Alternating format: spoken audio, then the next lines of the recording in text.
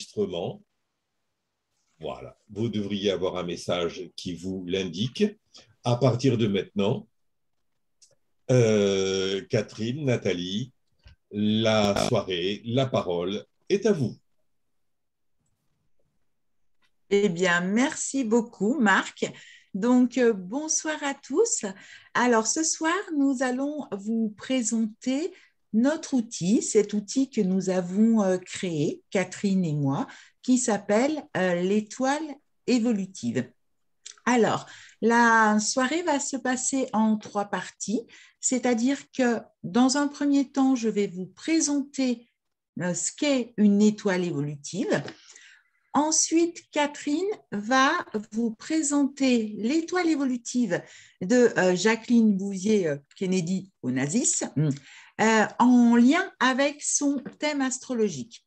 Et puis moi, je terminerai avec l'étoile évolutive étudiée bien sûr en lien avec son thème astrologique de Simone Weil, donc Simone Jacob Weil. Alors, bien sûr, comme vous l'a dit très justement Marc, nous allons faire des petites pauses entre, c'est-à-dire qu'à la fin de ma présentation de l'étoile évolutive, on fera une pause pour permettre de répondre à vos questions, de regarder le chat aussi et de répondre à vos questions en direct.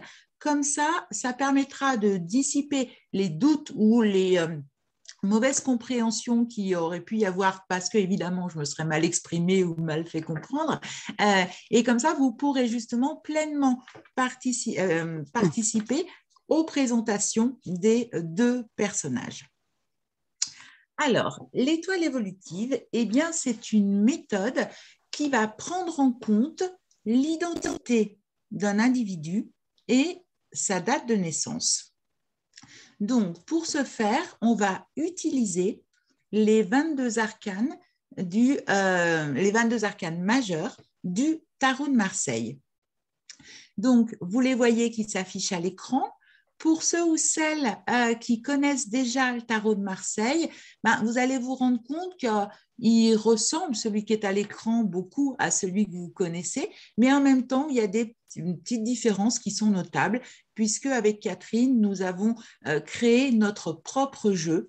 En fait, on l'a fait dessiner par une graphiste, puisque ça nous donnait la liberté de pouvoir ajouter des symboles astrologiques et puis le faire avec un petit coup de jeune et puis surtout voilà, à notre goût. Mais bien évidemment, la symbolique reste la même et l'interprétation aussi. Donc la première chose qu'il est important de retenir de l'étoile évolutive, c'est qu'on va avoir besoin des données suivantes, c'est-à-dire le nom de naissance, et je précise bien nom de naissance parce que pour les femmes mariées, c'est vraiment le nom de naissance qu'on va utiliser, le prénom, bien évidemment, et puis la date de naissance qu'on va convertir justement avec des calculs donc, qui vont être soit des additions, soit des soustractions, pour monter cette étoile évolutive. Donc, pour ceux qui connaissent la numérologie, eh bien, les calculs se font un petit peu comme en numérologie, sauf qu'on n'oublie pas, comme on est avec le tarot de Marseille, on va être en base 22. Donc, il y a une numérologie qui existe, c'est-à-dire la numérologie à 22 nombres. Et donc, on va se servir de ce premier tableau que vous voyez à l'écran, qui est en fait un tableau de correspondance lettres-nombres. Donc, pour le prénom et le nom de naissance, eh bien, les lettres, on va les convertir au nombre qui correspond et puis on va faire voilà, des additions. Le deuxième tableau, je vous en parlerai voilà, tout à l'heure. Donc maintenant, on va voir comment se présente une étoile évolutive. Donc, dans une étoile évolutive, vous allez avoir 17 postes. Donc, l'étoile évolutive de Simone Weil, voilà, s'affiche à l'écran. Donc, c'est bien sûr à gauche, vous avez son thème astrologique, à droite, son étoile évolutive. Donc, sur une étoile, vous avez 17 emplacements que nous appelons des postes. Et à chaque poste va correspondre une partie de l'individu. Donc, vous avez au centre une colonne de lumière, ce grand axe vertical, qui, lui, va être défini uniquement avec le nom et le prénom. Donc, vous pouvez remarquer qu'il y a sur chaque poste une couleur. Pour ceux qui connaissent les chakras, vous avez dû reconnaître qu'on commence en bas avec le rouge, qui est bien évidemment le chakra racine, donc qui sera le poste 10, et celui-là va nous parler beaucoup du transgénérationnel. Et puis, on monte avec le poste 11 qui est orange, ensuite jaune, qui correspond bien sûr au chakra du plexus solaire, parce que l'étoile évolutive, c'est aussi un outil de guérison où on va adapter après les arcanes de tarot, avec notamment les fleurs de Bach, pour justement pouvoir proposer des protocoles de guérison. Donc, au centre, vous avez cet axe vertical qui est la colonne de lumière, et tout autour, vous avez 7 postes qui, eux, sont définis par la date de naissance. Donc, sur ces 7 postes, vous allez en avoir 2 qui vont changer tous les ans. Et ça va être extrêmement important parce que ça va nous permettre d'actualiser en fait une étoile évolutive. Votre étoile, elle aura 15 postes qui sont fixes et 2 postes qui vont changer tous les ans, mais pas au même moment. Et c'est ça qui va être particulièrement intéressant, puisque ça va nous permettre de donner une tonalité à une année et en plus de ça, de voir la période avant l'anniversaire et la période après l'anniversaire. Je vais expliquer plus concrètement. Donc, comme Catherine vous le montre à l'écran, vous avez le poste 7 qui est à peu près au milieu et à droite de l'écran. Donc, celui-là, il va changer tous les ans du 1er janvier au 1er janvier et il va être identique du 1er janvier au 31 décembre. Ça correspond à notre année personnelle en numérologie. Mais bien évidemment, comme on est sur une numérologie à 22 nombres, ça va être plus riche puisque pour ceux qui connaissent la numérologie, on pourrait dire que sur cette année-là, eh bien, on a choisi l'étoile de la date de la mort de Simone Veil. Donc, elle était en année 3. Mais en fait, en numérologie, c'est un 3 qui vient de l'arcane 21. Donc, parce que 21, 2 et 1, 3. Donc, ça vient donner une richesse supplémentaire. Et puis, ensuite, vous avez un deuxième poste qui change lui aussi tous les ans. Mais lui, il ne change pas au 1er janvier. Lui, il change au moment de l'anniversaire. Donc, Simone Veil est morte en 2017. Elle n'avait pas encore ses 90 ans, donc elle avait 89 ans.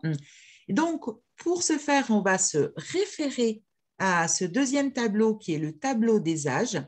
Donc, vous voyez que si on regarde sur la ligne de 89, si on remonte la colonne, eh bien, sur la barre jaune, on voit le chiffre 8. Donc, c'est pour ça que sur cette période-là, avant son anniversaire, eh bien, elle était sur ce qu'on appelle un transit 8, que nous, bien évidemment, 8, on va adapter à l'arcane 8 du tarot, c'est-à-dire l'arcane de la justice.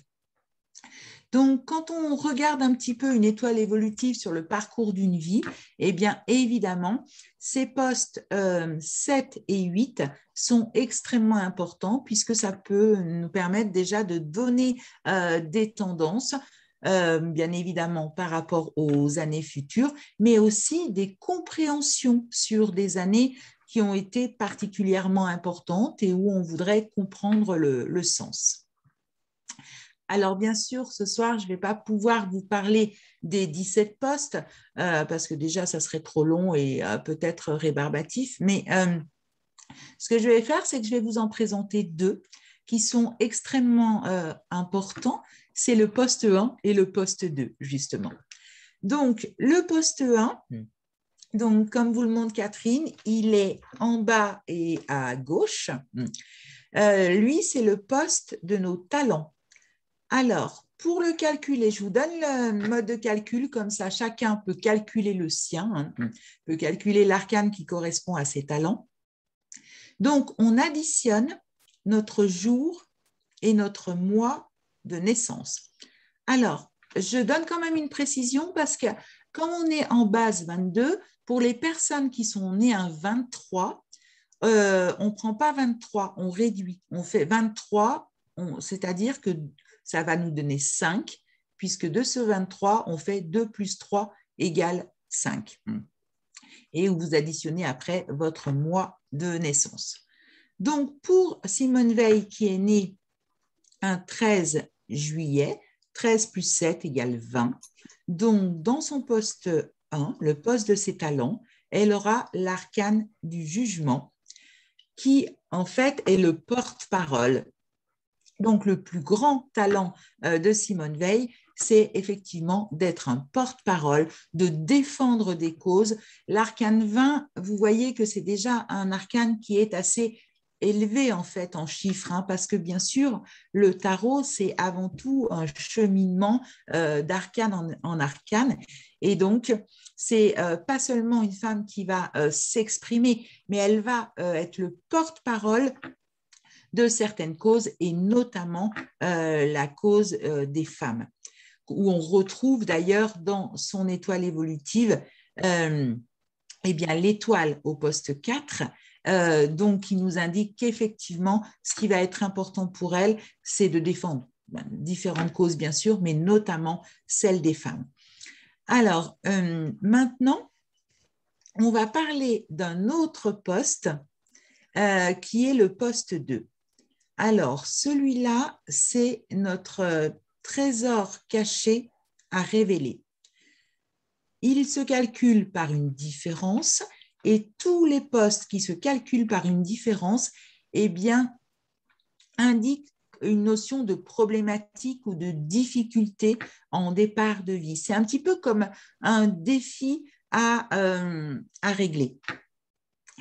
Alors, très souvent, le numéro de l'arcane correspond à l'âge où on a vécu quelque chose de difficile en lien justement avec la symbolique de cet arcane.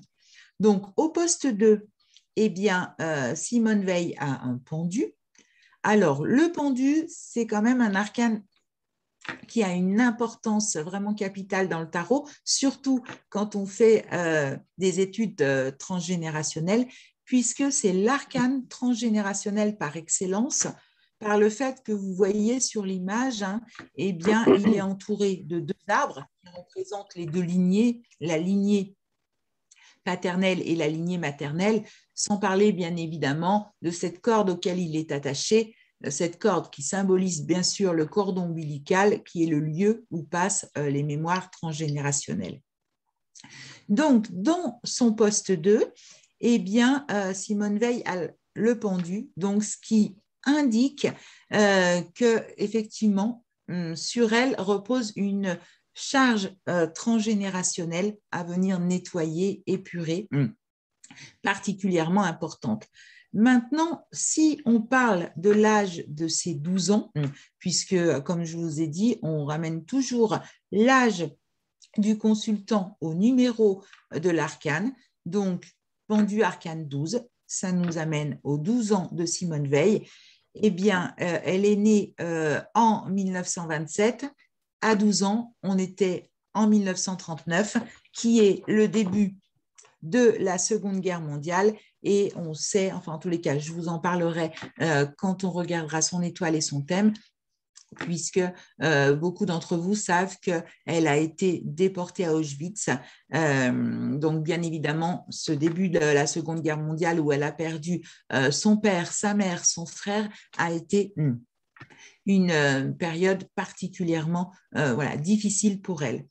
Un autre poste est extrêmement important sur l'étoile, c'est celui qui est tout en bas, c'est le poste 3. Le poste 3, il correspond à notre programme de vie.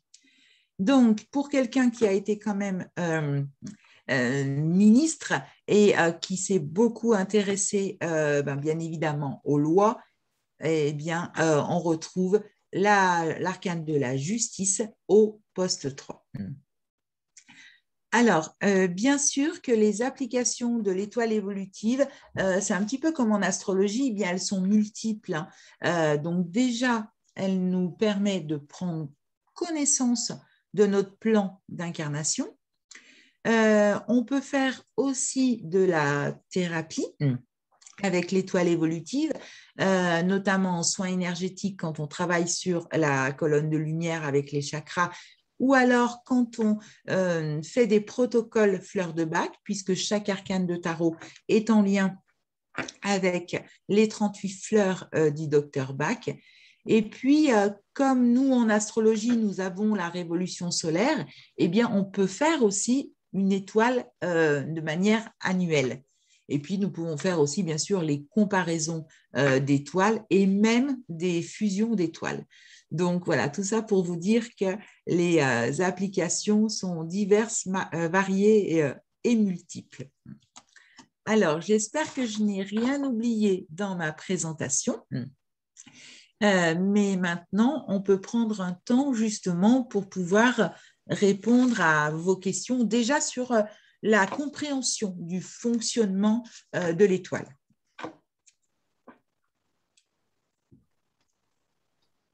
Vous pouvez vous poser vos questions ou oralement ou par écrit.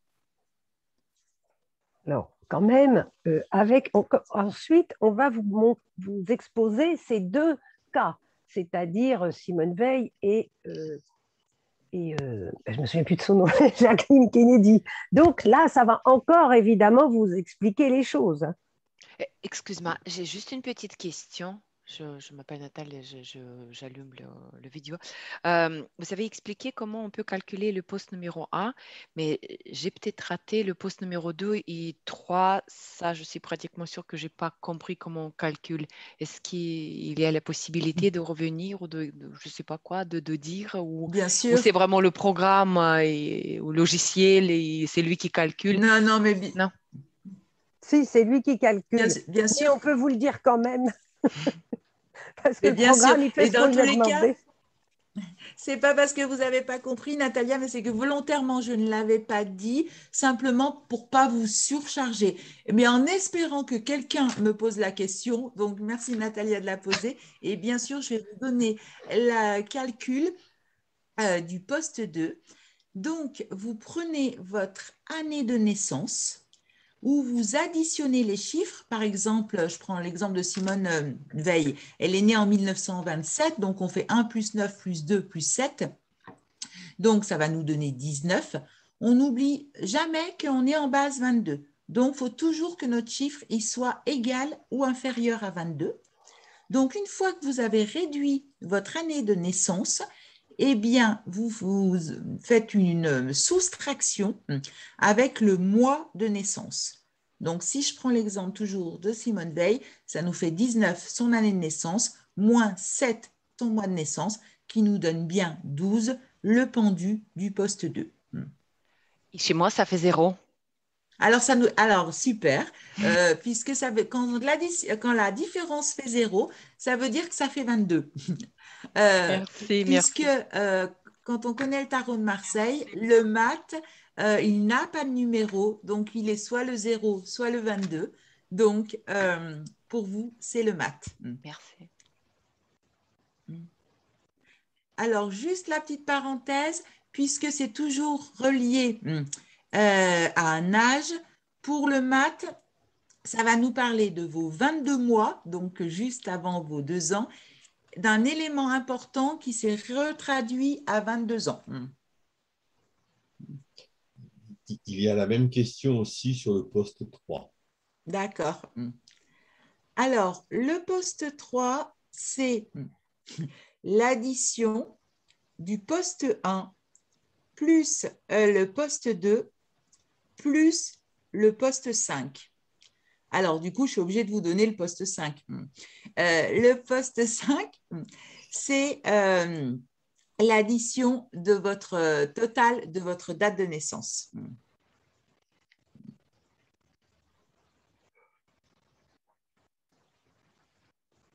Françoise dit si on a 16, on prend 16 ou bien 7. Je pense que d'après ce que tu as dit, vu qu'on est sur une base 22, on reste sur le 16. Oui, Exactement. La numérologie garderait 7, mais nous, un 7, il peut s'exprimer soit par un chariot, donc l'arcane 7, soit par la maison Dieu, l'arcane 16, et bien évidemment, ce n'est pas vraiment la même interprétation, d'où la richesse de l'étoile évolutive, de cette numérologie à base 22. En fait, s'il y a 22 arcanes, ça veut dire que si les différents calculs sont égaux ou inférieurs à 22, on les garde. S'ils Oui. sont supérieurs à 22, on applique ce que j'appellerais la règle numérologique, où il faut additionner. Exactement, Marc, c'est tout à fait ça. Et tout ça, c'est la partie pas drôle de l'étoile. Évidemment, c'est important si on veut, si on veut, mais enfin, c'est pas drôle cette partie-là. C'est Mais c'est vrai l'outil, c'est qu'on a juste technique. C'est technique, c'est tout. On a le logiciel. Alors, c'est toujours très intéressant de savoir comment les postes sont calculés parce que, bien évidemment, voilà, ce n'est pas par hasard. Par contre, après, bien sûr, on a le logiciel où on rentre dedans nom, prénom, date de naissance et qui, en un clic, nous sort l'étoile évolutive. C'est exactement ça, Françoise. C'est pas pire que les planètes. C'est quand à mon époque, on montait les thèmes astrologiques à la main. Eh bien, c'est pas pire, ça c'est certain. Je ne sais pas si vous avez prévu de vous parler après, mais vous avez aussi fait quelques petits bouquins là-dessus pour les personnes qui souhaiteraient approfondir. Oui, tout à fait.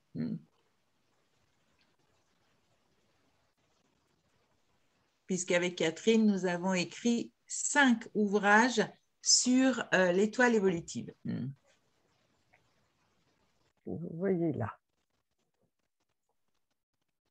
Ils sont là.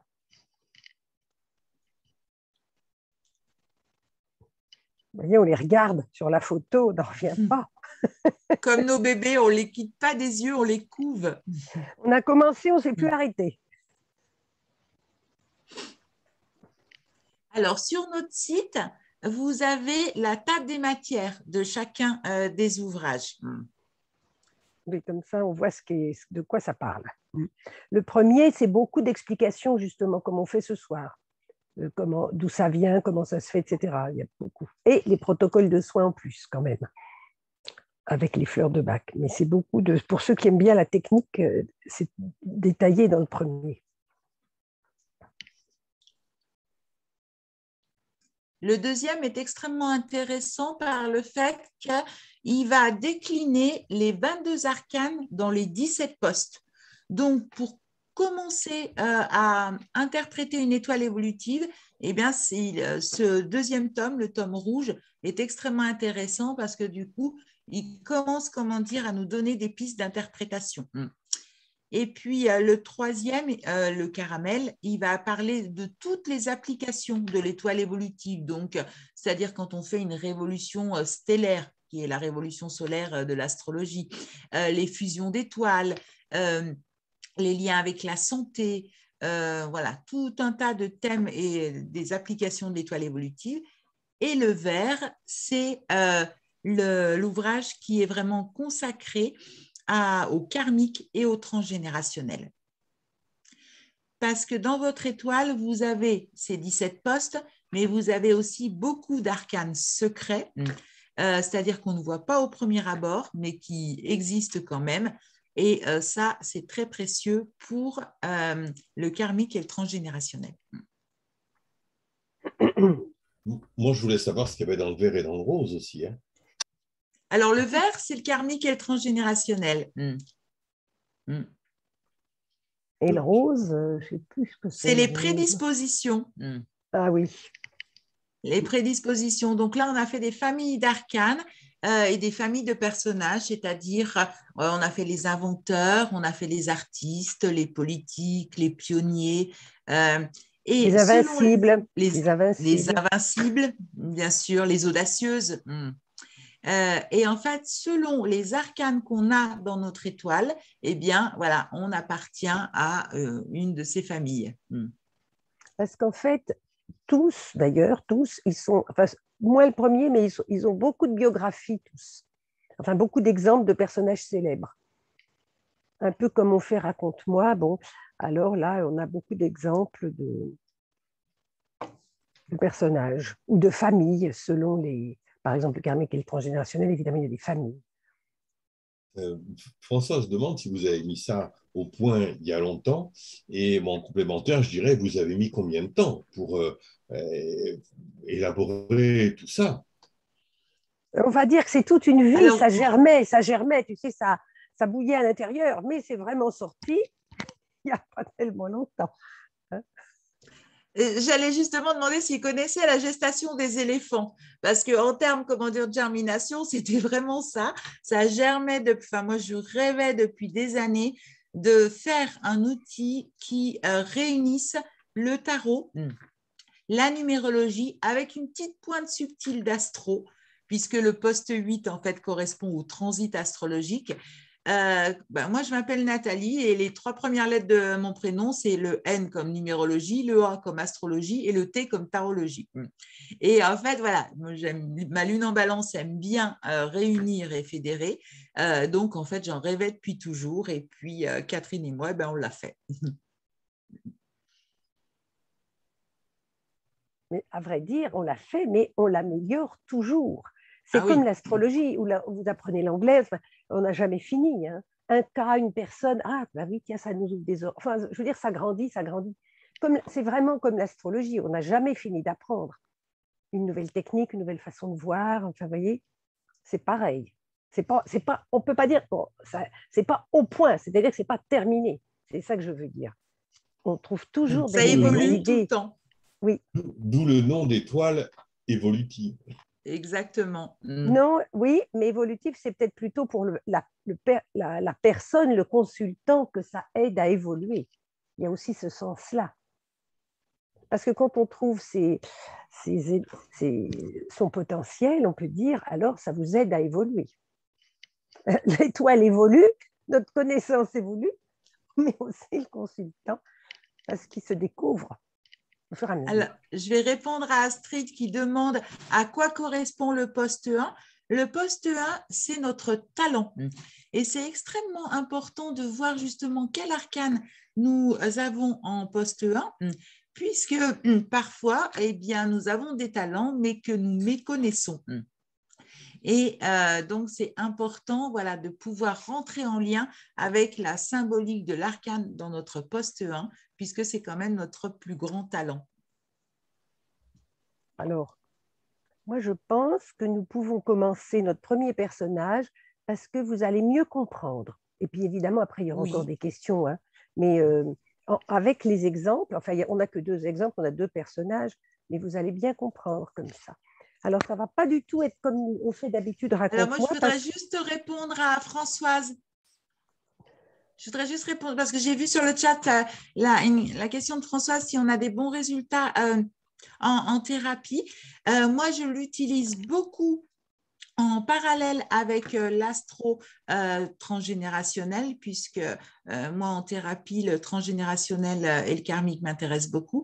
Et là où on a vraiment d'excellents résultats, c'est sur les protocoles de fleurs de bac. C'est-à-dire de mettre en lien les arcanes, surtout dans les postes de manque, c'est-à-dire ceux qu'on va trouver par une différence, de faire cette conversion en fait avec la fleur qui correspond.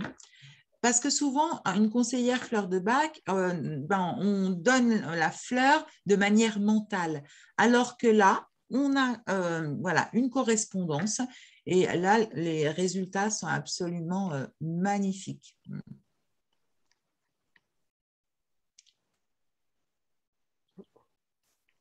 Donc maintenant, effectivement, on peut commencer sur la présentation des personnages. Alors, j'ai choisi. Alors, on va voir Jacqueline Kennedy et puis après Simone Veil, parce qu'on alterne les voix pour vous garder éveillé.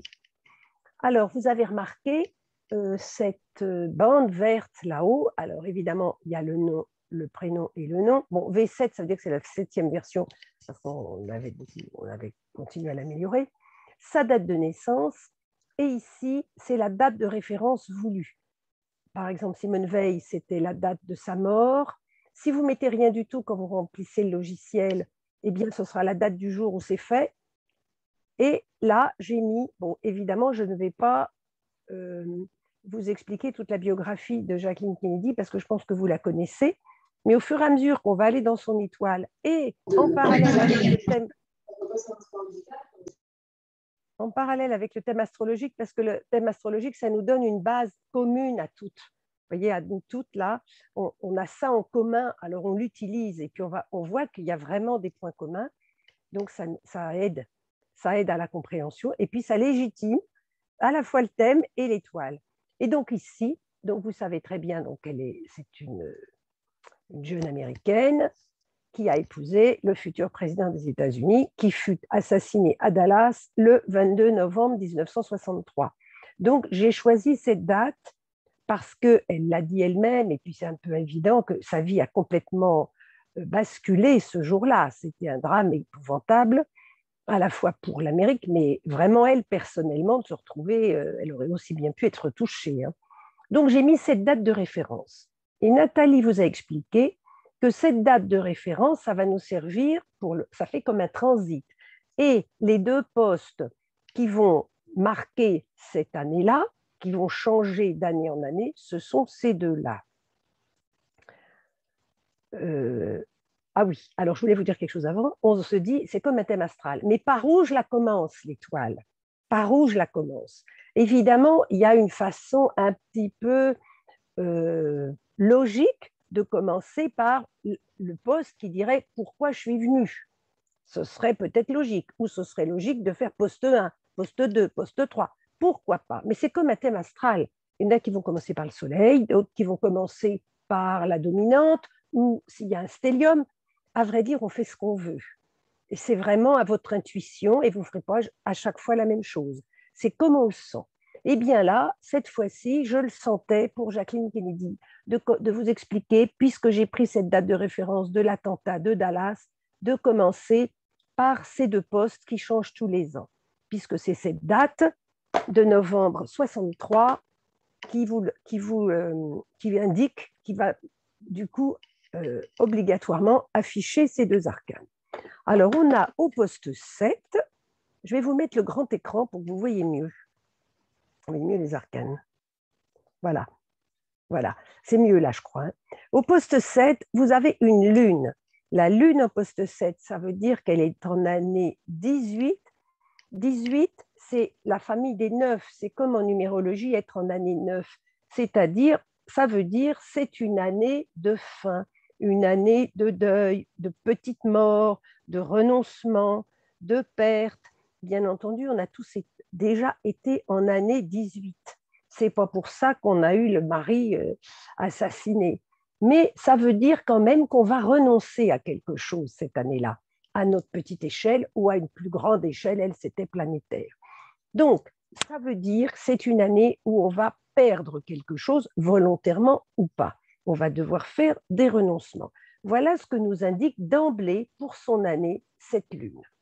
Alors, on regarde après, on va avoir 3 pistes. Quand on a les arcanes qui sont là, on va chercher si on les trouve ailleurs, s'ils nous renvoient un poste, et puis après, je vous dirai autrement.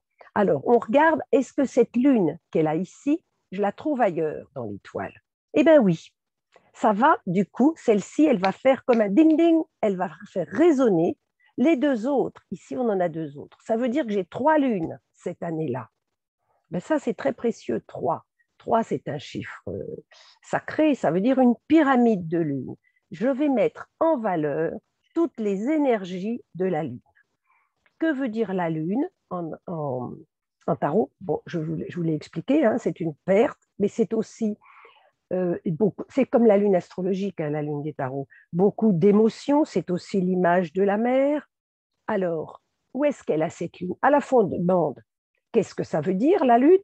Donc, je vous ai expliqué, c'est la mer, c'est les émotions, l'imaginaire, le rêve. Pour le transit, ici, là, de l'étoile, ça veut dire une année de perte et de renoncement.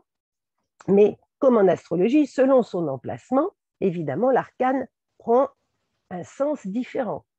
Ici, celle-ci, la première, elle est au poste 4. C'est un poste qui se calcule par soustraction, et comme a dit Nathalie, ça veut dire des difficultés. C'est quelque chose qu'il va falloir conscientiser, qu'il va falloir apprivoiser, améliorer. Or, donc, on sait de Jacqueline Kennedy qu'elle a eu beaucoup de difficultés à être mère. Vous savez très bien qu'elle a fait 2 fausses couches. Une première, la petite Arabella, le 4e enfant, Patrick, qui n'a pas survécu, donc difficulté à être mère. On sait qu'elle n'était pas chaude du tout quand elle était jeune fille pour la vie de mère au foyer et de femme et de mère au foyer, et puis c'est tout. Par exemple, ça, elle ne se voyait pas du tout comme ça. Elle aurait préféré, elle aurait voulu faire une carrière professionnelle. Bon, elle a eu du mal à accepter le mariage, par exemple. Non, elle ne voulait pas faire bobonne à la maison. Elle avait des difficultés de relation avec sa mère. C'était difficile. Alors, on va regarder dans son thème pour voir si on a un peu... On connaît sa vie, hein. Évidemment, a posteriori, c'est plus facile. Mais on peut être tranquille que lorsqu'on a une lune dans un poste difficile ici ou là, on aura peut-être des difficultés avec son image de femme ou à être mère ou avec sa propre mère, etc. Et c'est un peu son cas. Sa lune dans le thème astral, elle est ici. On voit tout de suite qu'elle a ce carré à Pluton. Difficulté avec sa mère, par exemple. Et puis, on sait qu'elle a été veuve assez vite, enfin bon, à 34 ans, et c'est pour ça qu'on a cette impératrice, elle est devenue veuve. Donc, le maître de sa maison 7, là je passe à la maison 7, c'est Vénus. Vénus est opposée à Saturne rétrograde, perte du mari. Vénus en maison 8, le deuil du conjoint. Là, c'est un cas d'école, c'est un cas pour les débutants. On voit que son nœud nord, où elle doit aller, est conjoint à Chiron, sur la pointe de 7 encore. On sait que le mariage lui apportera des chagrins. Ce sera peut-être rédempteur pour son âme, mais n'empêche que ça lui apporte des chagrins. D'accord? Cette lune, ici, est conjointe, est trigone au milieu du ciel, trigone à Neptune, et son milieu du ciel, je vous le dirai tout à l'heure, est conjointe à l'étoile des rois, Régulus. Donc, aussi, elle a à l'ascendant Junon, Junon qui est à l'ascendant Scorpion. Donc, elle a toujours eu des conjoints exceptionnels. Nous avons 3 lunes, on la représente toujours par rapport à ses conjoints. Alors, j'essaye de faire avancer, voilà, la voici mariée avec John Kennedy, bon, voici Dallas, ensuite mariée avec Onassis. Vous voyez que l'importance de sa vie d'épouse dans sa biographie. C'est aussi ce que nous disent ces 3 lunes. Alors, nous avons aussi cette Vénus, maître de ce nœud nord en taureau, donc pour sa vie maritale, puisqu'on parlait des lunes, qui est en Gémeaux. Gémeaux, ça nous parle de Mercure, et donc je reviens, ça me fait... Vous voyez, je suis des pistes, comme en astrologie, je vais rebondir à la fois par analogie et de poste et en chiffres, comme je dirais, par exemple, Pluton, je vais aller voir ce qui se passe en Scorpion, je vais aller voir ce qui se passe en maison 8, astrologie, ben là, ça va être un peu pareil. Donc, je vais aller voir ce deuxième arcane, impératrice. Celui-ci, on a dit que c'était le tableau ici. Elle est devenue veuve à 34 ans. La voici, voilà, 34. 3, c'est l'impératrice. Cette impératrice, c'est une maison astrologique 3. Eh bien, qu'est-ce qui s'est passé? L'attentat de Dallas, il a eu lieu quand même dans une voiture. Hein, c'était lors d'un petit trajet. Là encore, littéralement, c'est un cas pour débutants en étoile évolutive. Alors, en plus, cette impératrice, elle exprime quelque chose. Elle veut exprimer dans son étoile, comment on exprime, c'est le poste 14. Elle s'exprime en mater dolorosa, en veuve, en mère. Elle est là aux obsèques avec ses 2 enfants, des obsèques à la Lincoln. Elle a carrément copié, vous voyez, la voilà. C'est une image, on dirait une statue, elle est magnifique avec ses 2 enfants. Tout ça, on pourrait dire que c'est mise en scène s'il n'y avait pas le chagrin.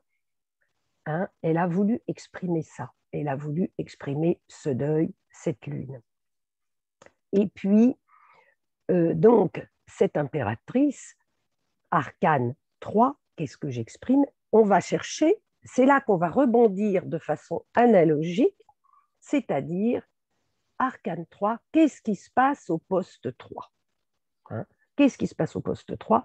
Le poste 3, c'est ce pourquoi je suis venue, la raison de mon incarnation. C'est-à-dire, on pourrait penser en astrologie au nœud nord. Hein? Qu'est-ce qu'elle a au nœud nord? Elle l'a en taureau, c'est-à-dire Vénus, et sur la pointe de 7.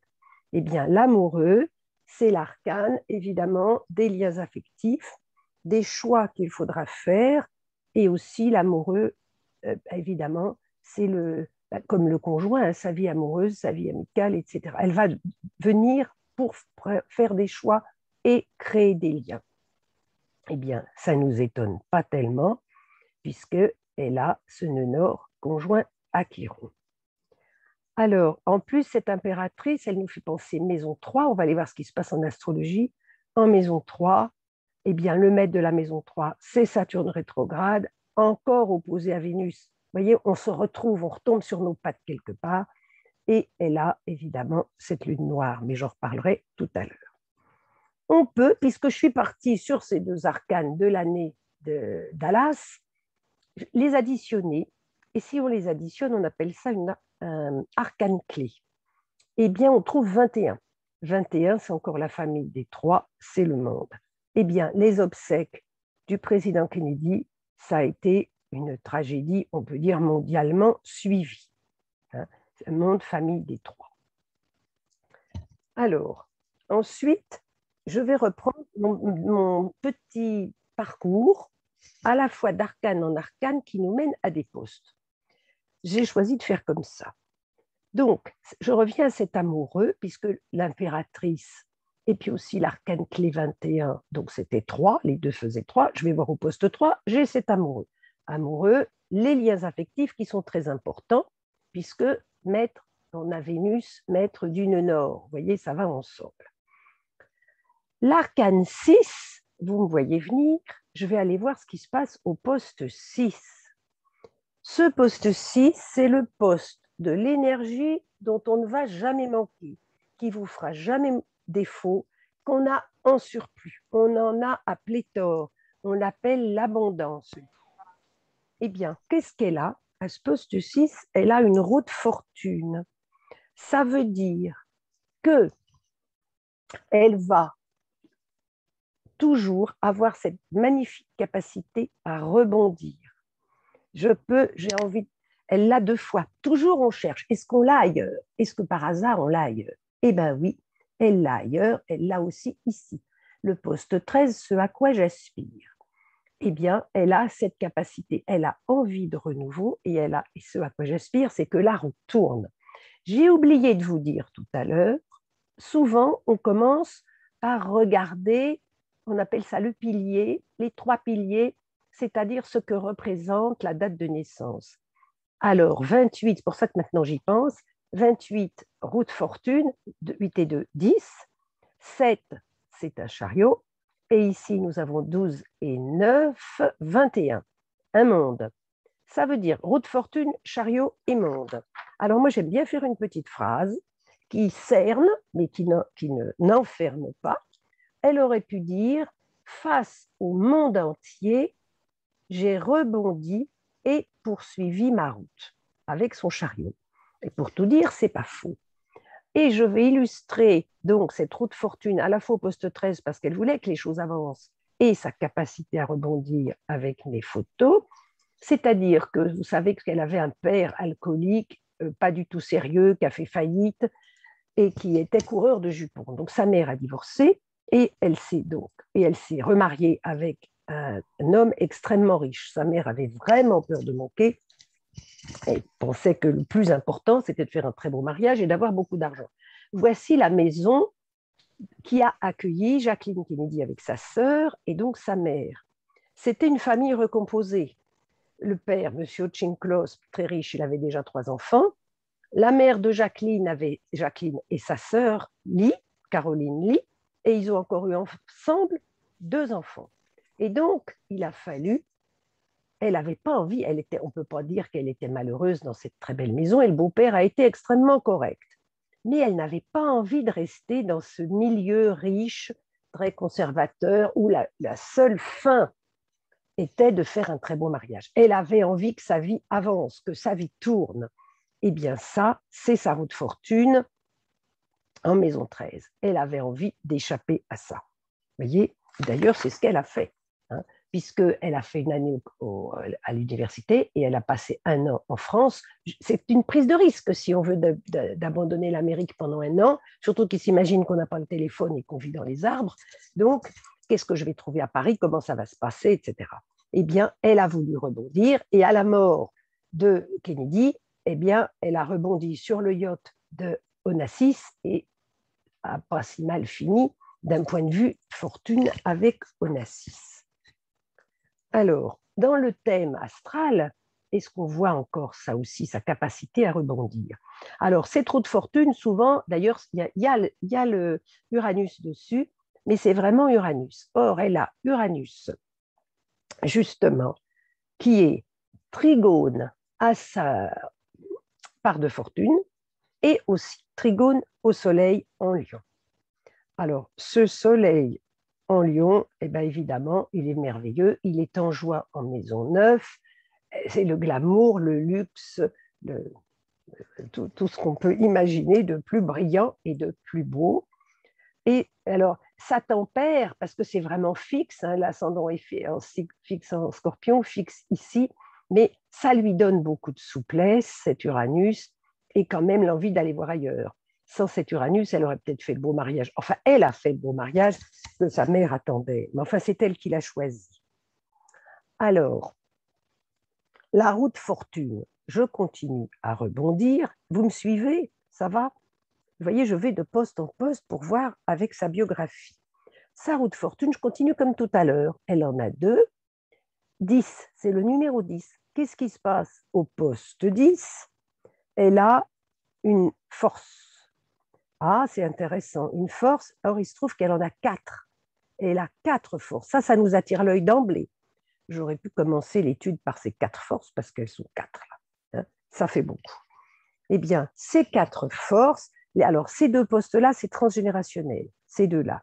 Ça veut dire que la famille, alors soit elle a abusé de sa force physique ou elle a manqué de force physique ou morale. Alors ça, on ne peut pas connaître l'événement, hein, mais c'est archétypal. Et puis, elle l'a en destinée, ici, ça c'est sa trajectoire, et elle l'a encore tout là-haut, c'est-à-dire ce qui résume toute sa personnalité. Eh bien, donc, elle a 4 forces. C'est quelque chose qui est extrêmement puissant chez elle. Ça revient à ce soleil en Lion, l'ascendant Scorpion. Je vous disais que c'était des signes fixes. Elle a quand même le milieu du ciel sur Régulus, l'étoile des rois. La force, l'arcane de la force, c'est que je suis reliée à tous, mais je garde mon camp à moi. Eh bien, c'est tout à fait... Donc, c'est une personne très courtoise, très amicale, mais elle ne va pas se mélanger avec n'importe qui. Et ça se voit ici, la Lune, hein, il n'y a pas de débordement, on se tient avec la force, la Lune est trigone à Saturne et le Soleil est sextile à Jupiter. Et puis le Lion, il est sûr de lui, hein, on disait l'autre jour, il est indestructible, attendez, je me suis trompée, alors regardez là, toujours bien droite, toujours fière, c'est vraiment l'image de la force. Et là, je voulais trouver, ça c'est très amusant, Jimmy Carter. Alors, elle est démocrate, évidemment, donc elle fait partie du club des démocrates. Elle est fidèle aux démocrates. Ça, c'est encore la force. C'est de l'amitié, si on veut, de la fidélité avec les démocrates. Et Jimmy Carter a cru que du coup, il pouvait lui faire une bise. Regardez la tête qu'elle fait. Ben ça, c'est la force aussi. Mais je n'ai pas du tout envie que Jimmy Carter me fasse la bise. Mais il se prend pour qui, ce planteur de cacahuètes? Elle est hors d'elle. Bon, elle se tient, elle ne dit rien, elle est bien élevée, elle a un trigone, une Saturne, elle ne va pas... Bon, mais elle n'en pense pas moins. C'est juste pas possible de cette familiarité lorsqu'on a 4 forces. Et elle n'apprécie pas du tout la bise de Jimmy Carter. Alors ça ne s'invente pas. Hein. Voilà, ça, alors, c'est pas ça, voilà, ce sont ces 4 forces. Alors, les forces, c'est aussi cette opposition Vénus-Saturne qui bride les émotions. En plus, Vénus est en Gémeaux, donc on ne va pas se laisser aller, on ne va pas ouin-ouailler, pas d'épanchement d'émotions de trop. Et puis, c'est vraiment cette opposition Vénus-Saturne. Alors, moi, je trouve que cette force bien droite, comme on la voit toujours, même aux obsèques de Kennedy, elle est très digne, hein, très droite, elle joue d'ailleurs là-dessus, enfin, si on peut dire, hein, je ne veux pas exagérer, ça nous ramène, je trouve, en posture à cet empereur. Alors, j'aurais pu en parler d'abord. Le poste 9, ça correspond au soleil astrologique. C'est son moi essentiel. Au fond d'elle-même, fondamentalement, qu'est-ce qu'elle est? Elle est un empereur.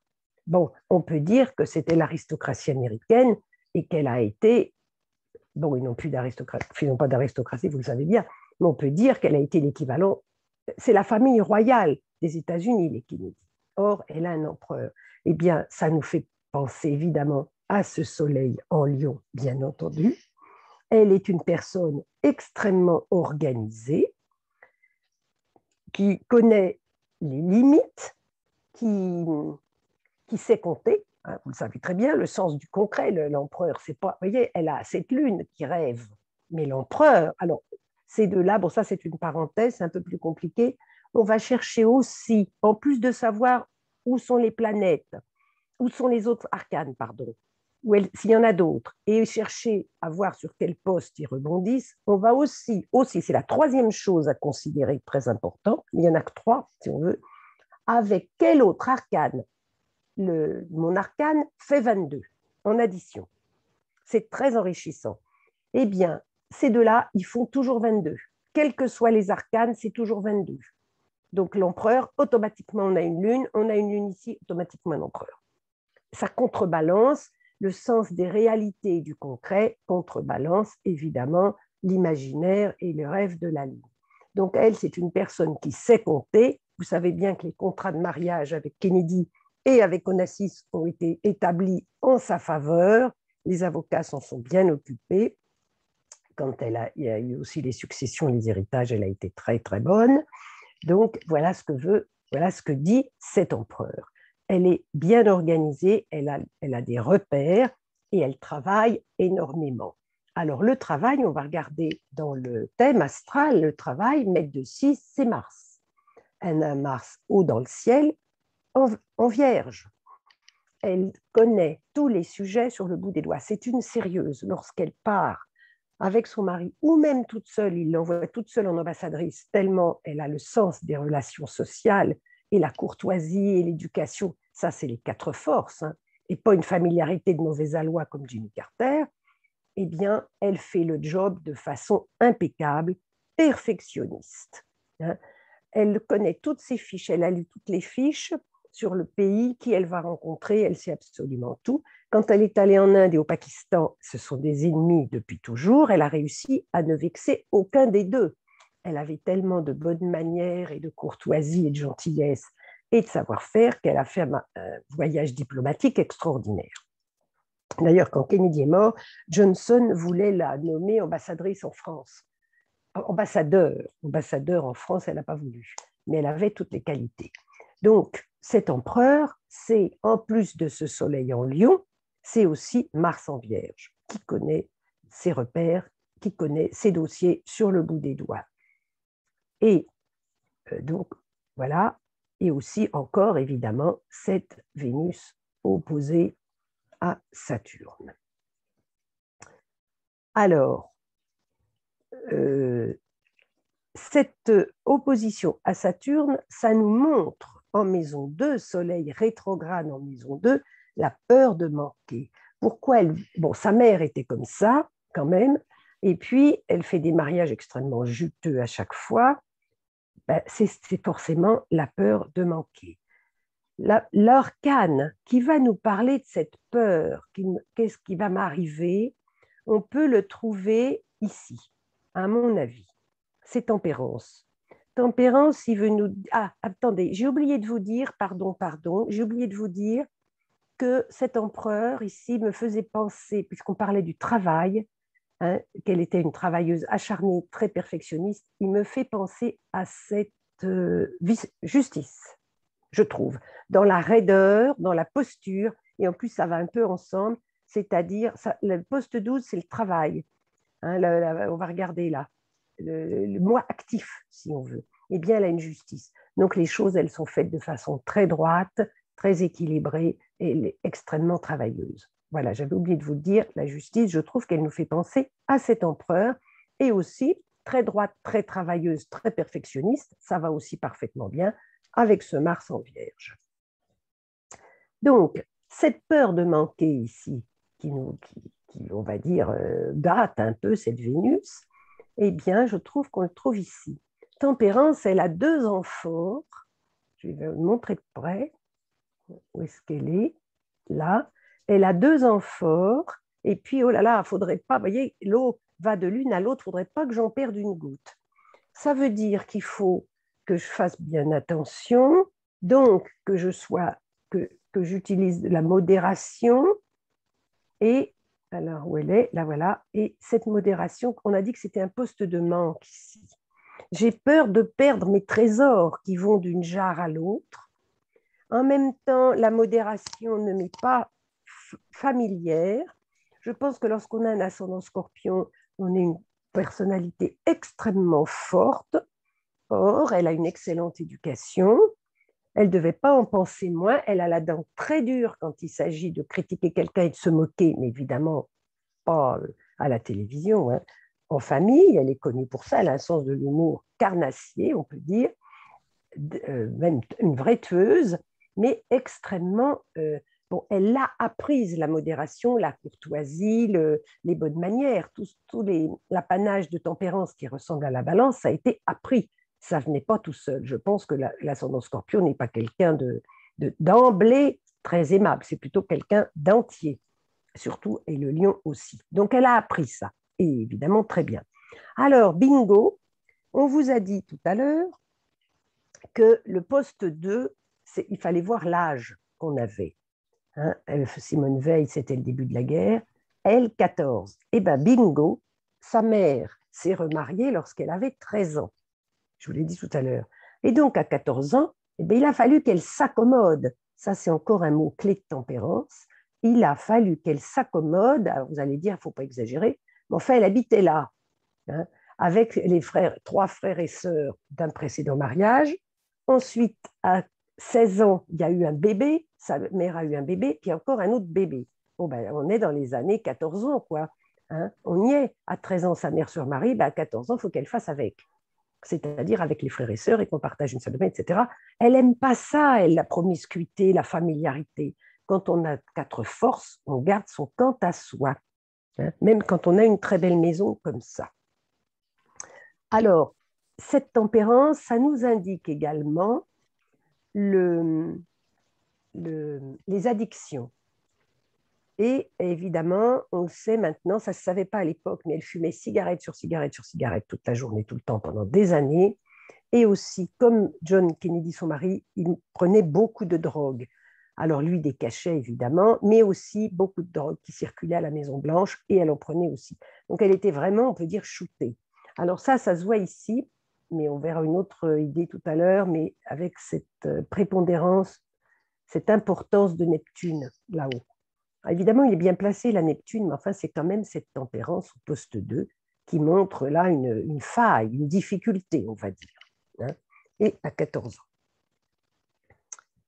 Alors, on sait parfaitement, la preuve, vous voyez en image, c'est une icône, hein, et même après sa mort, elle reste toujours une personne qui nous fait rêver par ses toilettes, rêver par etc.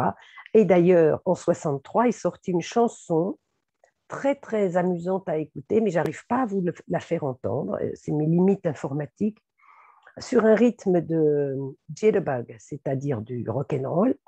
Et on dit, oh ben Jackie, qui aime le look Jackie, the Jackie look, qui aime le Jackie look, et ben même Jackie, elle aime son Jackie look, et ma mamie, elle aime le Jackie look, et on parle des coiffures de Jacqueline Kennedy. Et ben imaginez une présidente, enfin une femme de président, et on fait des chansons extrêmement entraînantes et très amusantes sur elle. Donc en 63, et encore maintenant, c'est une icône. Alors, où est-ce que ça se voit? Eh bien, on l'a ici, dans le talent. Son talent, c'est l'arcane de l'étoile, l'arcane qui nous relie aux cieux, l'arcane qui nous relie au divin, l'arcane de la soignante. Il ne faut pas oublier qu'elle a soigné son mari malade toute sa vie. Elle lui lisait des livres, elle essayait de lui mettre des oreillers dans le dos, etc. Elle était toujours à ses côtés quand il était très mal, quand il était opéré. Elle a soigné l'image du président. Le vieux Joe Kennedy lui a donné suffisamment de dollars pour qu'elle accepte de tenir son rang à côté de lui. Et donc, elle lui servait de faire valoir. Et elle faisait rêver les foules. Eh bien, ça, c'est l'image, c'est l'étoile au poste 1. C'est son talent premier. Dans le thème astral, eh ben, c'est Neptune. Lise Green nous le dit, un Neptune très fort, c'est le cas, puisqu'il est vraiment très conjoint au milieu du ciel, on marque son époque, c'est-à-dire l'ère du temps. On le connaît, on le comprend et on s'en sert. Diana Spencer aussi a un Neptune très haut placé, c'est sa planète la plus élevée. Mais alors elle est vraiment là-haut. Donc, ce Neptune, c'est Tempérance qui prenait des cachets, mais c'est aussi l'étoile qui inspire son époque et même encore après. Et d'ailleurs, pour l'idée qu'elle soignait son mari et qu'elle était, parce que c'est un arcane de thérapie, c'est des thérapeutes qui ont l'étoile comme ça, eh bien, c'est aussi ce nœud nord conjoint à Chiron. Ne l'oublions pas aussi. Alors, cette étoile magnifique, elle est très belle, elle est encadrée de l'amoureux, parce que ça joue aussi, on peut faire beaucoup de choses avec notre étoile. Les encadrements, on appelle ça les encadrements, elle est encadrée en bas par l'amoureux et là-haut par Tempérance, dont on a déjà parlé. Eh bien, on sait très bien que là, c'est des arcanes de musique. C'est elle qui a rendu la Maison Blanche distinguée. Vous savez bien qu'elle a fait rénover toute la Maison Blanche. Là, ça, je vais vous le dire avec les arcanes sans nom. La Haute Fortune, elle a renouvelé complètement la Maison Blanche et elle a fait venir des artistes. Il y avait des concerts extrêmement distingués. Elle aimait beaucoup la musique, elle aimait beaucoup les arts. Ça, c'est l'encadrement, tempérance et amoureux autour de cette étoile. Et dans son thème, on le voit, c'est Mars. Ici, mètre de 5. Nous avons Mars qui est en carré à Vénus, donc elle a dû ramer pour faire faire venir la beauté, la décoration, tous les artistes qui ont défilé à l'époque de Kennedy, avant on ne faisait pas comme ça, et cette Vénus sextile à la Lune. Et puis Vénus est quand même conjointe à Jupiter. Et ça en Gémeaux, parce que je n'ai pas eu l'occasion de le dire, mais c'est une intellectuelle, évidemment. Elle a beaucoup lu. Si la Joconde est allée en Amérique, si Malraux a prêté la Joconde aux États-Unis, il a prêté la Joconde à Jacqueline Kennedy. C'est parce qu'elle avait elle l'avait vue à Paris, elle a été remarquable, elle parlait très bien français, elle était très charmante, très diplomate, tout ce qu'on voudra, et il a accepté de prêter la Joconde. Bon, et bien ça, vous allez dire, c'est l'encadrement de l'étoile avec tempérance et amoureux, et aussi Vénus, Jupiter en Gémeaux, ici, entre autres. Et puis, bien sûr, le maître de Mars, eh bien, il est en Lion, pour le glamour, bien entendu.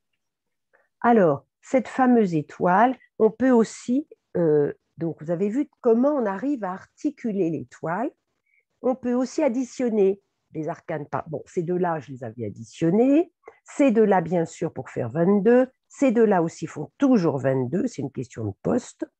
Et puis, tout en bas, l'amoureux et la force, ça nous donne la promesse de vie. C'est-à-dire, qu'est-ce que la vie me promet?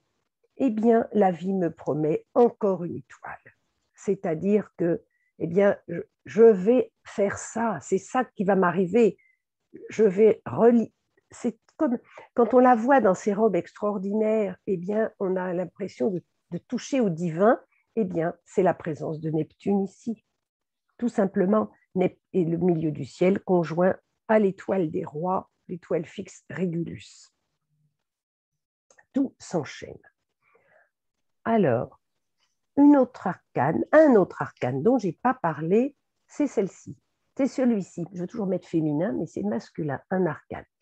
Tout là-haut, c'est mon arcane de guérison. Quand tout fiche le camp, qu'est-ce qui va me sauver? Qu'est-ce qui me console finalement? Mon arcane de guérison, chez elle, très curieusement, c'est l'arcane 13. Eh bien, je sais qu'au bout du compte, ce qui compte, l'essentiel. D'accord, j'ai des robes somptueuses, j'ai de la fortune et tout, mais au bout du compte, c'est ce qu'il y a au fond, au cœur de chacun. C'est ça l'important. L'essentiel, c'est comme si on disait, ben, devant ton Dieu, de toute façon, tu es seul et de toute façon, tu es nu quand tu te présentes devant ton Dieu. Et ça, elle en avait vraiment l'impression, la conviction. Et on le retrouve ici, dans les valeurs, dans ce qui a de la valeur pour vous, eh ben, c'est Saturne. C'est-à-dire qu'on pourrait dire qu'elle pouvait faire avec rien. Évidemment, sa vie, elle ne l'a pas montré comme ça, hein, mais peut-être qu'au fond d'elle-même, elle pouvait faire avec rien. C'est ce que nous dit l'arcane son. Alors, on a le droit aussi, on fait ça aussi, on additionne, on appelle ça le firmament, c'est-à-dire 6 et 13. 6 en bas, tout en bas, et celle qui est là-haut. C'est un firmament et nous trouvons un soleil. Eh bien, ce soleil, vous savez, l'image du soleil, elle est comme ça, avec, voilà, ils font couple. Eh bien, elle est toujours considérée, comme je vous ai dit au début, par rapport aux hommes, soit avec qui elle a vécu, soit qu'elle a épousé, et évidemment, elle brille. Hein. Voilà, son firmament, c'est vraiment son soleil en lion qu'on retrouve ici. Hein. Et les images, évidemment, les plus célèbres, ben c'est voilà, quand on la voit, quand elle est veuve, mais quand on est veuf, c'est par rapport au conjoint, et puis ces mariages, évidemment, très glamour et très, très, très médiatisés. Voilà. Alors, je vous ai un petit peu expliqué l'étoile évolutive de Jacqueline Kennedy. Et évidemment, j'en ai laissé de côté, hein, mais voilà. Est-ce que vous avez des remarques ou des questions? Je m'arrête un peu là. Vous êtes sous le charme de Jacqueline Kennedy. Ou de ta présentation. Ah ben, je ne sais pas, mais c'est Jacqueline Kennedy. Ça marche. Alors, si ça va tout bien, si ça va tout facilement, on va continuer sur Simone Veil. Vas-y. Alors, Simone Veil, donc comme vous le voyez sur la bande verte, bien sûr, on a pris son nom de jeune fille, hein, Simone Jacob, donc qui est née le 13 juillet 1927. Donc, comme vous a dit Catherine, on aime bien prendre les 3 piliers. Moi, j'aime bien les utiliser pour commencer en fait à rentrer dans une étoile évolutive. Donc, les 3 piliers, je vous le redis, c'est le jour, le mois et l'année de naissance. Et avec ces 3 arcanes, donc pour Simone Veil, ça va être le 13, c'est l'arcane son nom. Le 7, ça va être le chariot. 1927, eh bien, l'addition, ça nous donne 19. 19, c'est le soleil. Donc, on pourrait faire une phrase avec ces 3 arcanes. Et puis, pour elle, eh bien, j'ai choisi « Je suivrai ma voie avec intégrité pour le collectif ». Je suivrai ma voie, c'est véritablement un terme chariot. Avec intégrité, ben, l'intégrité, c'est totalement l'arcane son nom, hein, l'arcane 13 du tarot de Marseille. Et puis, le collectif, c'est bien évidemment reconstruire pour le collectif. C'est vraiment une symbolique extrêmement importante pour l'arcane du soleil, puisque... je n'avais pas prévu de vous parler de ça, mais ça me semble quand même important. On a remarqué qu'au XXe siècle, où il y a eu quand même énormément de guerres, eh bien, les années de fin de guerre faisait souvent 19. Et qu'est-ce qui se passe, comment dire, après la fin de guerre? Eh bien, on doit reconstruire ensemble pour le collectif. Donc, c'est toute cette notion de solidarité. Si on regarde 1918, ben, si on additionne, ça fait 19. 1945, ça fait 19 aussi. 1954, eh bien, c'est encore 19. Donc, voilà, ça a une symbolique importante. Alors, je reviens à mon étoile de Simone Veil. Donc, pour ces 3 piliers, on pourrait dire « Je suivrai ma voie avec intégrité pour le collectif ». Je pense que vous connaissez tous un petit peu la vie de Simone Veil et un petit peu de son histoire. Donc, bien sûr, elle est née dans une famille juive. Elle a été déportée à Auschwitz à 16 ans, où elle a perdu une grande partie de sa famille. Et quand elle a été libérée des camps, elle est revenue avec 2 de ses sœurs. Et à ce moment-là, elle s'est rendue compte qu'elle avait eu le baccalauréat. Donc, elle va commencer des études de droit et de sciences politiques. Elle va rentrer en magistrature comme haut fonctionnaire.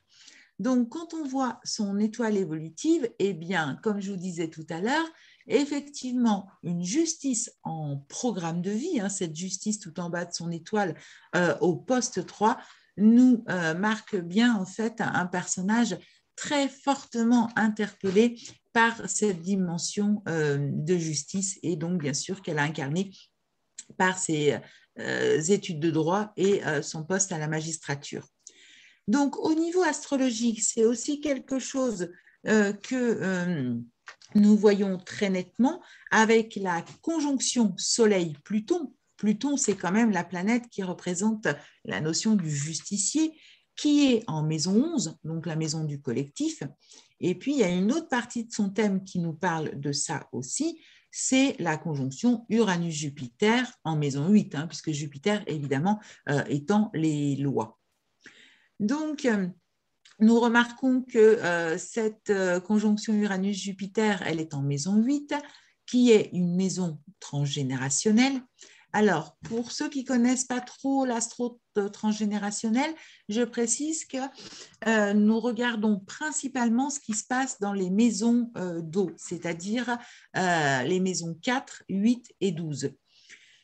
Donc, en maison 4, on voit qu'elle a un Saturne rétrograde. Donc, Saturne étant le passeur ancestral, ce Saturne rétrograde en maison 4. La maison 4, c'est comme, alors bien sûr, pour nous, c'est le foyer, la famille, mais en astrologie karmique ou transgénérationnelle, c'est quand même le berceau utérin de toutes les mémoires personnelles ou les mémoires familiales. Et en plus, ce Saturne est rétrograde. Donc, évidemment, que ça va déjà nous mettre sur la piste d'un thème transgénérationnel particulièrement important, ce qui est fortement, ce qu'on retrouve de manière très claire dans son étoile, puisque, comme je vous le disais tout à l'heure, le pendu, c'est l'arcane transgénérationnel par excellence. On va le retrouver chez elle au poste 2 et aussi au poste 5. Donc, ce poste 5, c'est l'addition des 3 piliers, en fait, c'est-à-dire du jour, du mois et de l'année de naissance. Et le poste 5, ça représente sa trajectoire. Donc, sa trajectoire de vie, c'est vraiment de venir guérir le transgénérationnel. Catherine vous a parlé tout à l'heure du poste 17, qui est le poste de guérison. Et nous voyons que, d'ailleurs, comme Jackie Kennedy, on a un arcane sans nom au poste 17. Et au niveau du tarot, quand dans une étoile, nous avons un pendu et un arcane sans nom, ça nous indique que cette mission de guérison du transgénérationnel est vraiment prépondérante, puisque un travail transgénérationnel, c'est avant tout de venir inverser les choses, c'est-à-dire de mettre de la joie là où il y a eu de la tristesse, de mettre de la vie là où il y a eu de la mort, qui est en fait complètement ce que nous propose l'arcane du pendu. Vous voyez que ce personnage, il est à l'envers et le but, c'est qu'il puisse se remettre à l'endroit. Donc, le travail transgénérationnel commence par inverser certaines choses. Et cet arcane sans nom en poste de guérison, il vient nous indiquer qu'on vient couper en fait la corde du pendu, c'est-à-dire ces notions, ces mémoires transgénérationnelles et aussi ces schémas de répétition. Donc, on voit voilà, qu'elle a bien les deux dans son étoile évolutive. Donc, au niveau astrologique, eh bien, Pluton est sesqui carré à Saturne rétrograde qui est en maison 4. Donc là, c'est vraiment très clairement exprimé aussi qu'il y a une justice vraiment à rétablir par rapport aux ancêtres, puisque le sesqui carré, eh bien, c'est toujours une tentative de réparation transgénérationnelle. Donc, Simone Veil devient en 1970 la première femme secrétaire générale du Conseil supérieur de la magistrature. Donc, évidemment, comment dire, un poste quand même particulièrement important. Et puis, voilà, cette dimension de première femme qui fait d'elle aussi, en quelque sorte, une pionnière. Donc, si on calcule son poste 7 de 1970, eh bien, ça nous donne une roue de fortune. Roue de fortune qui est par excellence l'arcane des pionniers. Alors, bien sûr, il faut se repositionner en France en 1970. À cette période-là, il n'y a que 40% des femmes qui travaillent. Et bien évidemment, dans les 40% des femmes qui travaillent, elles n'ont pas toutes un poste aussi élevé. Donc, elle va susciter beaucoup d'admiration. Cette admiration qu'on retrouve dans son étoile du poste 4, que Jackie avait aussi dans ses talents. Et l'étoile, eh bien, c'est vraiment quelque part le modèle à suivre. D'ailleurs, on dit bien suivre son étoile. Donc, avec une étoile, on est quand même un modèle de référence. Bien sûr, je vous ai parlé tout à l'heure de son talent, un jugement, donc cette dimension de porte-parole. Le jugement, c'est un arcane qui est quand même particulièrement inspiré aussi. Qu'on retrouve d'ailleurs, cette notion d'inspiration, on le retrouve complètement dans son thème astrologique par la conjonction Mars-Neptune, qui est en plus à l'ascendant. Donc, au niveau astrologique, cette dimension de porte-parole est représentée par Mercure, qui est trigone à la conjonction Jupiter-Uranus en 8 et à Saturne en 4. En plus, elle a un nœud nord en Gémeaux et en maison 11. Donc, un nœud nord en Gémeaux, bien évidemment, nous indique que au niveau de l'expression, elle va avoir des prédispositions. En tous les cas, c'est vraiment son chemin de vie. Et en maison 11, donc, c'est vraiment au nom du collectif, d'être vraiment cette dimension de porte-parole. D'ailleurs, en termes, je dirais, d'arcane d'expression, l'arcane qui s'exprime, c'est vraiment l'impératrice. Et l'impératrice, eh bien, est dans sa colonne de lumière au poste 15. Ce poste 15, il est toujours très important. Il est défini en fait par notre prénom. Donc, toutes les Simones ont une impératrice au poste 15. Et pourquoi ce poste 15 est tellement important? Nous, on l'a appelé notre génie inventif, puisque c'est un arcane qui va nous aider à vraiment venir guérir notre transgénérationnel.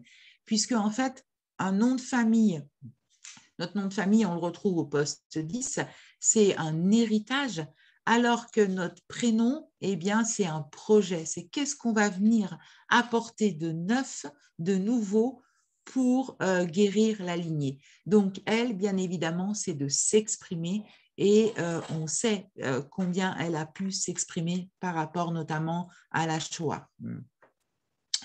Donc, ensuite, en 1974, elle est nommée ministre de la Santé là, on est sous le gouvernement de Valéry Giscard d'Estaing. Donc, elle est nommée ministre de la Santé. D'ailleurs, au niveau astrologique, on voit qu'elle a une porte visible dans la maison 6. Donc, porte visible qui est bien évidemment le lieu de guérison.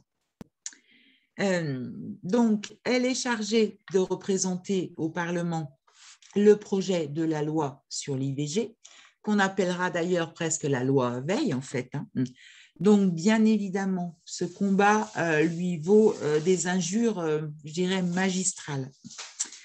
Alors, cette notion-là, on la retrouve très clairement dans son thème astrologique, puisqu'elle a une lune carrée à Uranus, et c'est juste, comment dire, incroyable, puisque cette lune est en maison 5 et Uranus est en maison 8.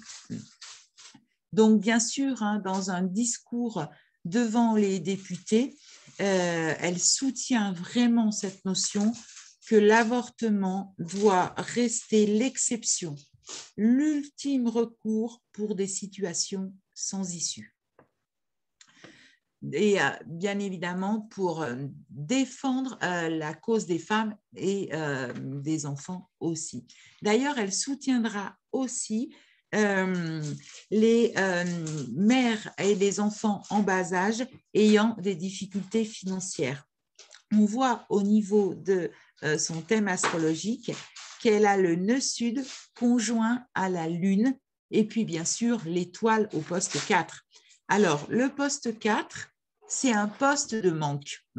Il se calcule par une différence et ça nous indique qu'il y a une mémoire extrêmement importante à cet endroit-là, donc notamment par rapport à toutes ces femmes qu'on a mis à genoux, ces femmes qui ont été humiliées et ça a certainement, cette mémoire, ça a certainement construit sa vocation d'être un porte-parole au nom des femmes. En 1983, elle va créer avec son mari le club Vauban, un cercle de réflexion qui vise en fait surtout à dépasser les clivages politiques. Alors, ce cercle Vauban, elle le crée à son appartement rue Vauban. Et ça, astrologiquement, c'est quelque chose qu'on voit de manière très flagrante puisque elle a un soleil en maison 11, donc où elle réunit ses amis dans vraiment un état d'esprit de philosophie et dans le signe du Cancer, donc véritablement à son domicile. Donc, bien sûr, voilà, comme je vous le disais, ça a pour but vraiment de dépasser les clivages politiques.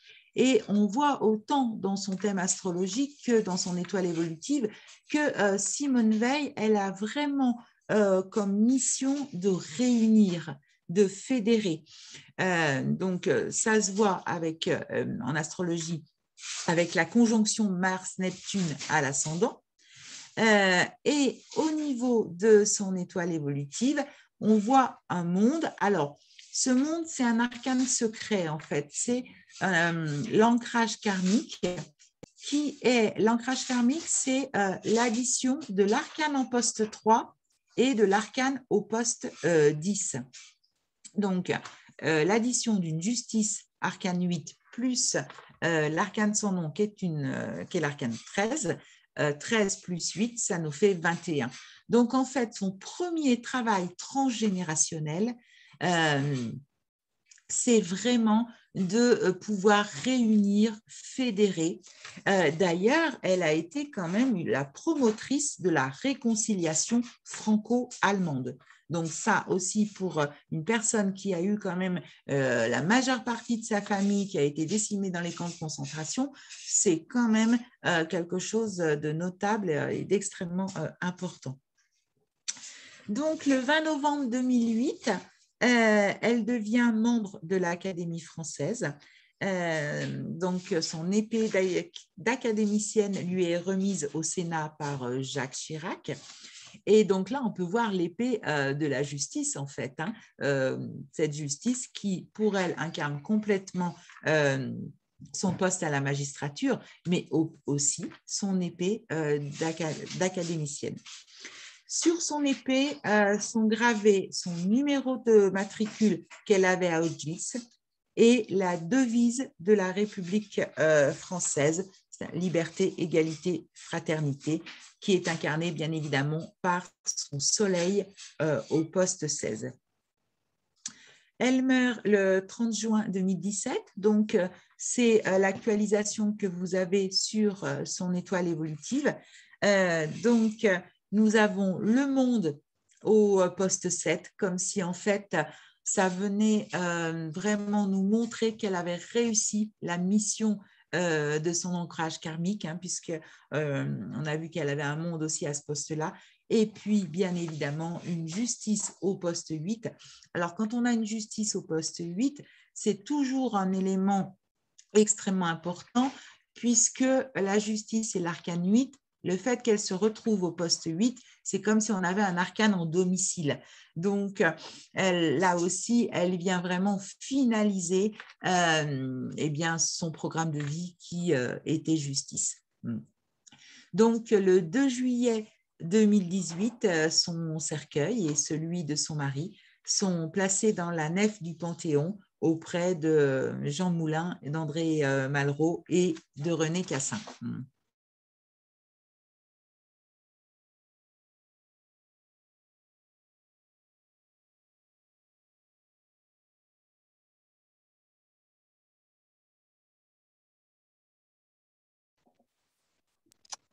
Ne dis plus rien. On dirait qu'il y a quelque chose qui est resté coincé. Nathalie, tu es toujours là? Oui, il y a quelque chose qui est resté coincé. L'épée d'académicienne qu'elle a en travers. Alors là, on était bien là. Et puis, Hop, ça s'arrête. oui. Bon, et je pense qu'elle a fini, mais malgré tout, elle ne finit pas comme ça, brutalement. Non. Elle va revenir. Vous voyez, elle est partie, elle va revenir. Non, ça y est, elle est revenue. Bon, ça y est, ouf, vas-y. Voilà. Non, je suis là. C'était un peu sec il y a eu comme une départ. petite coupure. C'était sec. Voilà. C'était sec, oui. Vas-y. Non, mais je ne pouvais pas. Enfin, vous me connaissez trop pour savoir que je ne peux jamais m'en aller comme ça. C'est juste pas possible. Ben voilà. Donc, ce que je voulais juste dire, mais c'est vrai que c'était juste à la fin, à croire que j'étais synchro. Je n'ai pas parlé de son poste 9. Dans l'étoile évolutive, le poste 9 est extrêmement important puisqu'il va représenter notre soi profond. Et ce pape, eh bien évidemment, elle est là pour transmettre. Et d'ailleurs, il y a une de ces citations qui illustre très, très bien ce pape. Elle dit « Je n'aime pas l'expression de devoir de mémoire. Le seul devoir que nous ayons, c'est d'enseigner et de transmettre. » Et j'ai envie de dire que c'est un petit peu ce qu'elle a fait toute sa vie, d'autant plus qu'elle a aussi un magnifique poste, pape, au poste 6, qui est le poste de l'abondant. Donc, voilà pour la présentation de Simone Veil que j'ai voulu bien évidemment succincte parce que sinon, comment dire, voilà, ça allait vous surcharger d'informations. Mais bien évidemment, il y a plein d'arcanes secrets qui sont absolument majestueux. Je vais peut-être parler juste celui de la promesse de vie parce que c'est un petit peu un de mes préférés. Donc, comme vous a dit Catherine, la promesse de vie, c'est l'addition du poste 3 et du poste 5, donc c'est-à-dire notre programme de vie et notre trajectoire. Donc, on additionne la justice plus le pendu, ça nous donne 20. 20, comme je vous ai dit, c'est l'arcane du jugement hein, qu'elle a déjà en talent. Et là, c'est vraiment sa promesse de vie d'être le porte-parole. Et porte-parole, eh bien, de qui, de quoi? Eh bien, je dirais surtout de toutes ces mémoires transgénérationnelles parce que cet arcane 20, il est quand même issu d'un pendu et d'une justice.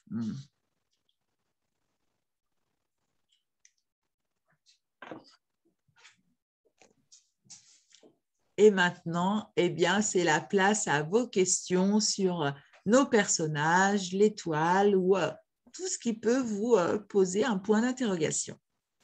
Alors, Mana nous demande le poste 4, comment l'additionner? Alors, Mana, le poste 4, on ne l'additionne pas, c'est une différence. Et donc, cette différence, elle va se faire, on prend 22 moins la valeur numérique que nous avons au poste 9. C'est pour ça que, d'ailleurs, si Simone Veil a un pape, hein, donc arcane 5 au poste 9, donc si on fait 22 moins 5, eh bien, nous avons 17. Alors, bien sûr, j'entends déjà la deuxième question en me disant comment on calcule le poste 9 ? Donc, le poste 9, c'est tout simple, c'est l'addition de votre poste 1 et de votre poste 2. En fin de soirée, ça fait peut-être beaucoup d'infos. Alors, Françoise qui me dit comment ça se passe si on a 2 fois le 1 pour le jour et pour l'année. Alors, pour l'année, c'est à part si on est né en l'an 1000, mais dans tous les cas, Françoise, on ne peut pas avoir le 1, on ne peut pas être né à l'an 1000. On ne nous a pas encore demandé des étoiles évolutives de personnes réincarnées du Moyen-Âge.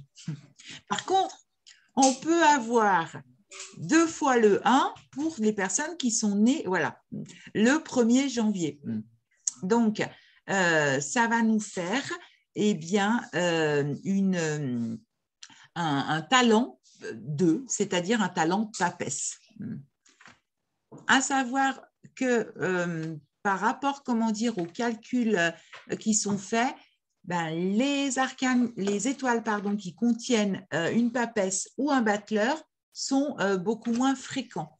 Donc, avoir une papesse en talent, c'est absolument extraordinaire pour ceux qui sont nés au 1er janvier.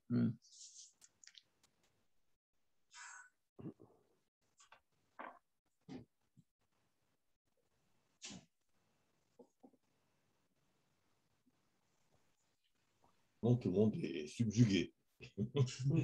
Évidemment, ça va vite là, mais bon, j'espère qu'on est quand même clair. Enfin, en même temps, on a essayé de simplifier parce que ça s'apprend au fur et à mesure. Là, on vous bombarde d'un coup, mais ça s'apprend quand même au fur et à mesure. Mais vous voyez, on a quand même des anciennes qui sont très bonnes, qui auraient pu faire le truc à notre place, et elles sont là quand même. Pour le plaisir de nous voir. Hein. Natalia, j'ai une petite question, mais bon, peut-être un peu personnelle parce que j'ai entendu, vous avez dit que 18, c'est la famille de 9. Et tout ce qui est 9, c'est la perte, c'est le deuil, c'est le renoncement. Et une fois calculé, je me suis dit programme de vie, hein, donc j'ai vu que c'est 9. Alors, est-ce que, désolé, hein, dans cette science que vous avez présentée, est-ce que c'est vraiment le chemin de vie qui correspond à 9? C'est le chemin de perte, de deuil, de renoncement? Rassurez-moi avant que ça se termine la soirée. Non. Et donc, pas du tout. D'accord. En fait, les notions on va dire de renoncement, c'est principalement quand on a la lune au poste 7. D'accord. Vous pourrez regarder dans votre vie les périodes, les années où vous avez une lune au poste 7. C'est vraiment des renoncements. Alors, c'est vrai que présenté comme ça peut faire un petit peu peur, mais c'est surtout avec le toujours Dallas. des renoncements. Vous savez de cette phrase qui dit que pour laisser partir ce qui doit partir pour laisser la place au vivant. Ce n'est pas toujours des années de deuil où on perd quelqu'un. C'est des années où on doit… Donc, soit des fois, effectivement, il y a des deuils, soit il y a des renoncements qui vont amener autre chose d'extrêmement vivant. D'accord. Et donc, de chemin de vie, c'est tout simplement accepter, quand c'est 9, c'est accepter… Mais en tous les cas… Ouais. Excuse-moi. Je vous écoute. Alors, l'ermite, comment dire, en chemin de vie, c'est vraiment de savoir s'intérioriser pour trouver son soleil intérieur, pour justement pouvoir l'offrir au monde, puisque l'ermite, pour moi, c'est le plus grand arcane de solidarité. Et comme c'est le seul personnage qui marche, mais sur la gauche, donc c'est-à-dire sur le passé, il a pour mission de venir éclairer les expériences passées, notamment celles de nos ancêtres. Donc, on peut dire qu'après le pendu, c'est aussi une invitation transgénérationnelle. C'est exact. Écoutez, c'est vraiment, il y a plein de choses en astrologie ici Après, ce qui qui est correspondent important, avec tout ça. c'est Je de découvre, c'est regarder vraiment bien, c'est dans intéressant. Hein, l'étoile ouais. si on a d'autres ermites. Oui, oui, mais c'est juste vraiment, vous avez fait le lien avec Merci. la carte natale, c'est pour donc Simon Veil et donc aussi. Ah, j'ai oublié. Jacqueline. Et donc, j'ai vu aussi vraiment les points communs et c'est Jacqueline. vraiment intéressant, ouais. Kennedy. Ouais. Mais bon, bref, parfois, vous savez, les trous de mémoire. Non, c'est très intéressant et merci beaucoup. Hein. Merci. Avec plaisir.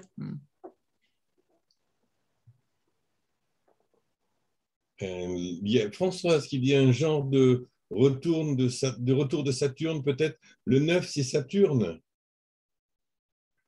Est-ce qu'il y a un lien entre le 9 et Saturne? Oui, c'est Saturne. L'ermite, c'est un arcane très saturnien, effectivement. Complètement. D'ailleurs, c'est pour ça que sur notre jeu, eh bien, on lui a dessiné le glyphe de Saturne sous sa lanterne. Je suis complètement saturnienne. C'est vraiment carrément conjonction avec MC. Donc, c'est vraiment la planète la plus forte chez moi. Donc, ça ne m'étonne pas du tout donc, que ça soit comme ça. C'est intéressant. Vous voyez les liens, c'est ce que moi vous avez dit, Nathalie NAT. Donc, j'aimerais bien donc lier tout ça. Et bien, écoutez, hein, ça vaut le coup de regarder d'ailleurs dans les d'assembler tout ça, les connaissances et l'information qu'on trouve dans les, comme je dis, dans les sciences différentes. Et ça donne les points communs. C'est impressionnant, hein, vraiment impressionnant. Hein. Ça se légitime l'un l'autre. Oui. C'est très plaisant. Même moi, ça me fait plaisir. Comme ça, j'en reviens pas. Oh là là, t'as vu, on le voit, on le voit, on le voit. Vous voyez, on monte comme ça. Moi, je trouve que c'est très complémentaire. Eh oui, eh oui, oui. Alors, c'est pas automatique. C'est pas par exemple la roue de fortune Uranus. Mais vous voyez, tout à l'heure, on montrait l'empereur de Jackie Kennedy, c'était Mars, mais c'est aussi le Soleil. C'est pas aussi bien rangé. Vous voyez ce que je veux dire? C'est pas automatique. Vous comprenez? On va trouver des points dans le thème, et puis selon l'emplacement des arcanes, ce sera telle ou telle planète. Vous voyez? Un manque, ça pourra être la Lune ou ça pourra être un Neptune qui fait dissoudre les choses, ou bien Saturne. Il n'y a pas de loi rigide, je veux dire, dans les analogies entre l'un et l'autre. C'est ça que je veux dire. Pour les personnes que ça intéresse, je crois que vous organisez toujours des ateliers d'approfondissement par petits groupes. Oui, c'est tout en ligne. Tout est expliqué sous formation. Il y a les formations, il y a les ateliers pour justement si on veut apprendre pour son plaisir ou s'il y a des personnes qui sont thérapeutes, des psychologues, etc. Alors ça leur donne d'autres outils. En fait, on commence toujours par le module fondamental où là, on explique bien sûr les 17 postes, ces calculs, à quoi ils correspondent. Et dans ce module fondamental, le logiciel de calcul est offert. Donc, ça veut dire qu'une fois que vous avez suivi le module fondamental qui se suit par Zoom sur le déroulement d'une journée, eh bien, vous avez votre logiciel de calcul qui vous permet de monter toutes les étoiles que vous souhaitez. Et puis après, vous avez différents modules qui vous sont proposés. Et là, ce sont selon vos affinités. Hein. Vous avez le module relationnel où on va faire des fusions d'étoiles, le module d'annualisation où on va faire les révolutions stellaires et on va beaucoup travailler les postes 7 et 8 qui changent tous les ans. Voilà, vous avez différents modules énergétiques pour les thérapeutes ou ceux qui veulent connaître les protocoles de soins avec les fleurs de Bach. Voilà, sur le site, vous avez le détail de tous les modules. Et si vous ne comprenez pas tout bien, vous pouvez encore nous envoyer un mail. Il y a un truc pour nous contacter, ça marche tout seul pour avoir des détails supplémentaires. Ça nous paraît évident tout ça, mais parfois on est un peu perdu sur le site. Alors, il ne faut pas hésiter à s'enseigner.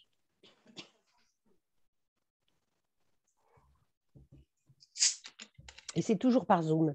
Sauf au mois de fin novembre, nous irons à Nantes en personne présenter l'étoile évolutive. Autrement, nous le faisons par Zoom. Ah, avec le MAN? Oui. Oui. Au mois de novembre. On se réjouit d'aller là-bas. Mouvement des astrologues humanistes de Nantes.